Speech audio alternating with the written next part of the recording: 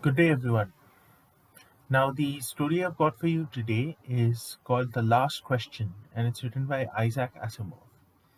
So, Isaac Asimov is a very renowned uh, science fiction writer who also coined the term robotics and gave the three laws of robotics, which in modern science today is in use a lot. So, he has to his name a number of stories, a number of books, and this particular short story is a multivac story. Now, multivac is a supercomputer, and it is rumored to know the answer to almost every question you could think of. So, this story, The Last Question, is from a collection called Robot Dreams, which I have with me on the bookshelf. I think you can see it, it's the third shelf from the top. Any case, let's begin the last question. So, the last question was asked on May 21st, 2061, by two extremely drunk technicians who were having a glass of whiskey, or rather the cocktail known as a highball, together. And one of them said that we now have enough energy to sustain life forever. To which the other replied, not forever, a few billion years, and thus an argument broke out. Now, this argument was ultimately settled when one of them said, okay, fine, if you're so adamant about it, why don't you ask multivac if entropy can be reversed? So, this other technician immediately took up the challenge. He picked up the circuit boards and he asked multivac a question. The question was, how can the net amount of entropy be of the universe be reversed? And multivac processed an answer, and the question's answer that it provided was that there was insufficient data to form a meaningful conclusion, to give a meaningful answer. And there the matter rested. A few years later, in another scenario where the Earth had become radioactive and the humans had to leave the Earth, we come to a family of four who are traveling via spacecraft through hyperspace. And the children ask, why is it that we have had to leave Earth? What is the reason? So their father replies, it is because our sun has become nova.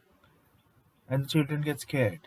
They say that, is this going to happen to every single star? To which the father replies, yes. And then suddenly there's a high pitched screaming inside the aircraft, and the children say that, no, don't let it happen, daddy, don't let it happen, daddy. And then the mother steps in and says, look at what you've done now. Ask Microvac this question and calm them down. And so, notice that I use the term microvac. Multivac has become macrovac now because of the gap in time. So, microvac is asked the question, can the entropy of the universe be eventually reversed? And once again, microvac calculates and brings out an answer. And the answer is insufficient data for a meaningful answer. The father thinks no more of it and destroys the film, and there it rests. And once again, we come to another period in the future. This time, multivac has gone from being microvac to the galactic AC, where AC stands for analog computer.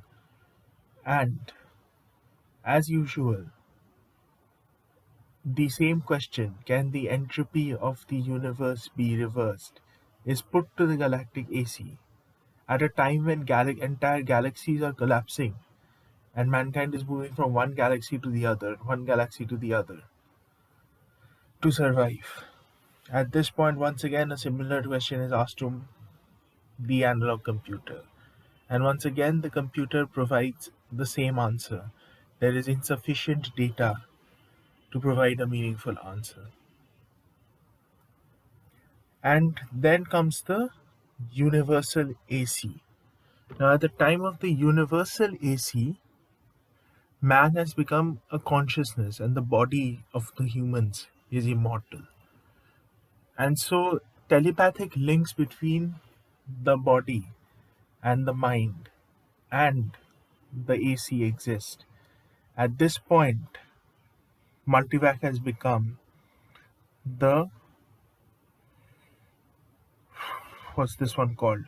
Wait a second, I'm just checking the notes. Uh, yeah, universal AC.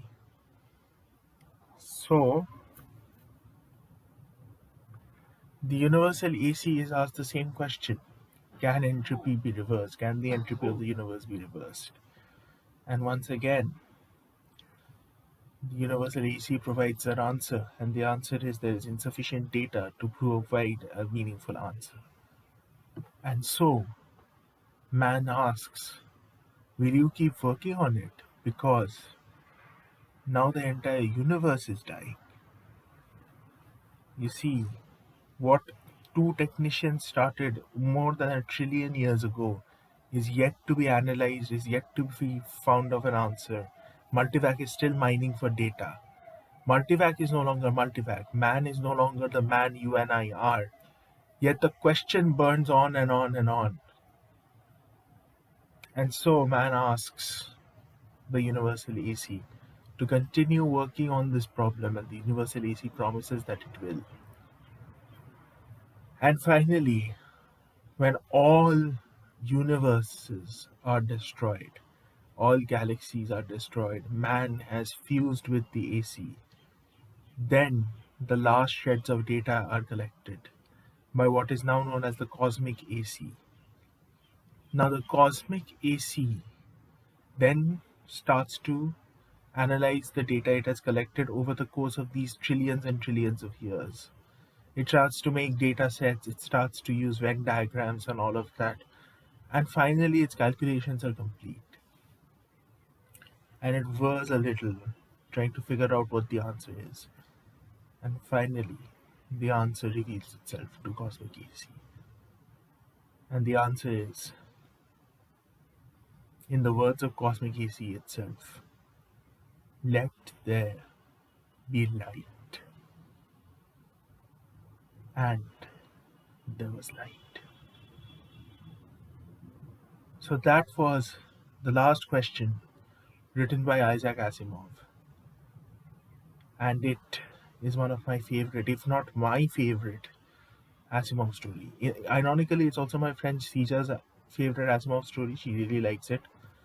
And once again, I hope you enjoyed it. Now, I would not have done this story so soon, but one of my friends in the complex, whom I casually met one day, happens to have the exact same collection called Robot Dreams, in which this particular story was published. And he was the one who suggested it on my blog. So his name is Ritoban, and hey, Ritoban, if you watch this, then here you go, man. The last question by Isaac Asimov, as requested. Hope you're happy. That is all I've got for you today. If it didn't, it took me 10 minutes to tell this story, but I enjoyed telling it, and I hope you enjoyed listening to it. Until our paths cross again next week, this is the Bills Master signing off. Stay safe, stay well.